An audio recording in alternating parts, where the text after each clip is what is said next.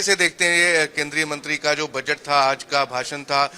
कोई उम्मीदें लगती हैं कि देश को फायदा होगा या पंजाब को खास करके कुछ इंडस्ट्री को लेके फायदा होगा? बजट बहुत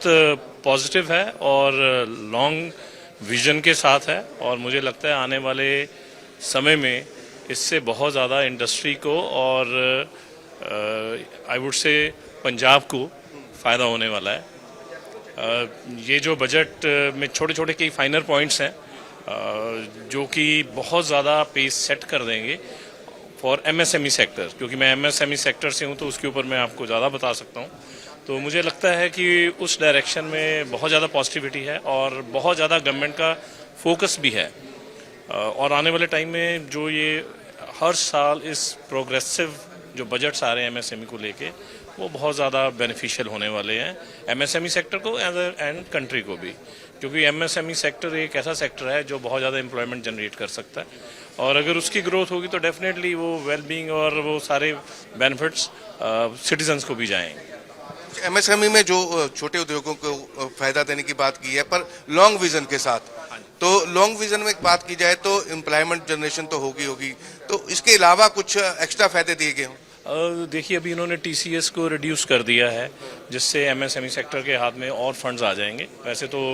10 करोड़ तक का नॉन कोलेटरल फंड गवर्नमेंट दे ही रही है, plus there are so many other subsidies जो अभी भी ऑलरेडी सिस्टम में है। प्लस प्रोसिक्यूशन एक एंगल के ऊपर उन्होंने बोला है कि अगर कोई छोटी मोटी गलतियां हैं या कुछ है उसमें प्रोसिक्यूशन का जो प्रेशर एक स्मॉल प्लेयर के ऊपर रहता है या एक इंडिविजुअल के ऊपर रहता है वो कम हो जाएगा, क्योंकि गवर्नमेंट भी चाहती है कि लोग अलाइन हो और ये जो बजट है सिटीज़न के लिए है तो सिटीज़न को भी उसी हिसाब से इसको पॉजिटिवली लेके अपने आप को गवर्नमेंट के विजन के साथ अलाइन करना चाहिए। इंडस्ट्रीज के साथ हमारी बात हुई थी, वो कहते थे कि अगर जमीन खरीदने के लिए छोटे उद्योग हैं जो उनको जमीन खरीदने के लिए कम रेट पर ब्याज मिलेगा तो वो एक स्थापित इंडस्ट्री जो है लॉन्ग टर्म के लिए चला सकते हैं। अभी इक्विटी पार्टिसिपेशन के ऊपर उन्होंने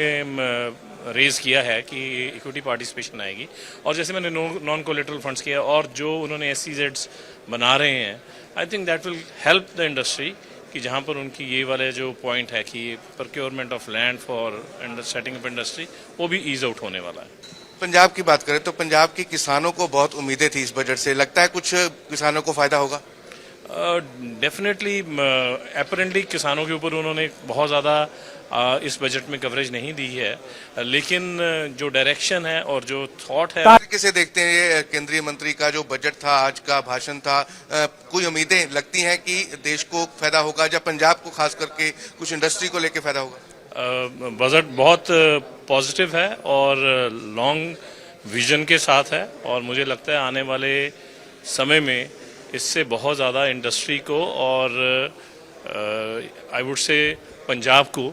फ़ायदा होने वाला है। ये जो बजट में छोटे छोटे कई फाइनर पॉइंट्स हैं जो कि बहुत ज़्यादा पेस सेट कर देंगे फॉर एमएसएमई सेक्टर, क्योंकि मैं एमएसएमई सेक्टर से हूँ तो उसके ऊपर मैं आपको ज़्यादा बता सकता हूँ। तो मुझे लगता है कि उस डायरेक्शन में बहुत ज़्यादा पॉजिटिविटी है और बहुत ज़्यादा गवर्नमेंट का फोकस भी है और आने वाले टाइम में जो ये हर साल इस प्रोग्रेसिव जो बजट्स आ रहे हैं एमएसएमई को लेके वो बहुत ज़्यादा बेनिफिशियल होने वाले हैं एमएसएमई सेक्टर को एंड कंट्री को भी, क्योंकि एमएसएमई सेक्टर एक ऐसा सेक्टर है जो बहुत ज़्यादा एम्प्लॉयमेंट जनरेट कर सकता है और अगर उसकी ग्रोथ होगी तो डेफिनेटली वो वेलबींग और वो सारे बेनिफिट्स सिटीजन्स को भी जाएंगे।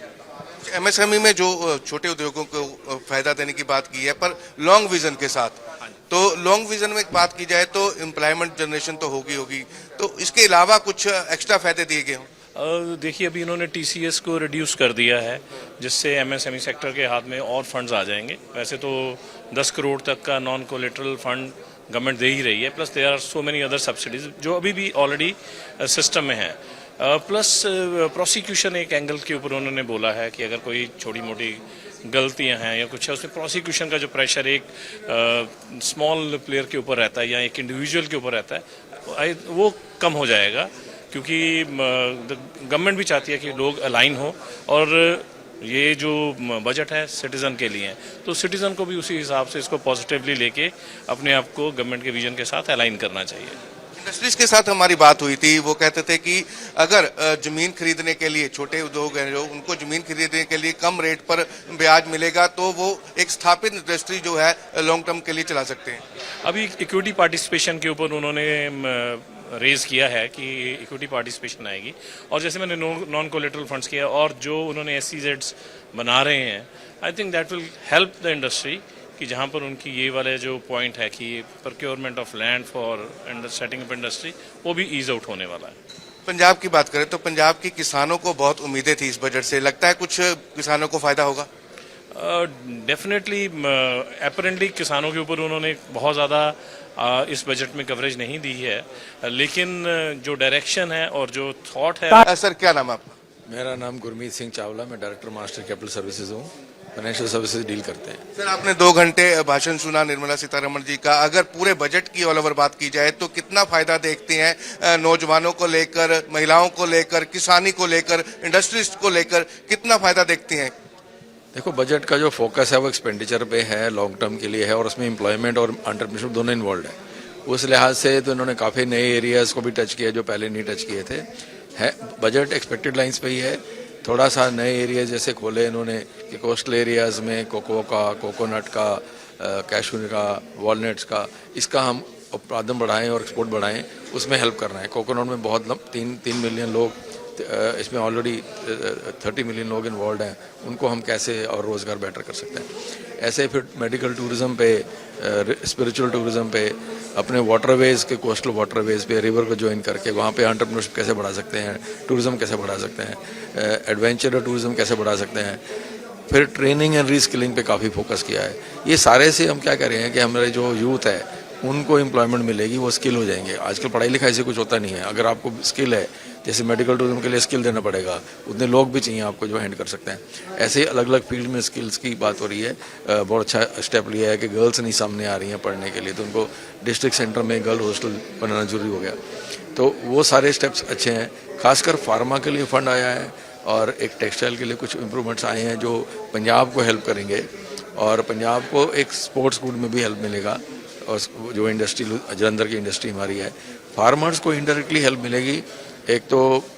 जो इंटेलिजेंस है ये रिसर्च इंस्टीट्यूट्स की, वो हम फार्मर्स के साथ शेयर होगी। उसकी प्लानिंग हो रही है कि हम AI का एनालिसिस कर, AI के थ्रू एनालिसिस करके अकेले फार्मर्स को या सेक्टर्स में, एरिया में गाइडेंस दे सकें, क्रॉपिंग के बारे में, फर्टाइजर के बारे में, और फिर उनकी ई-कॉमर्स में भी हेल्प करें।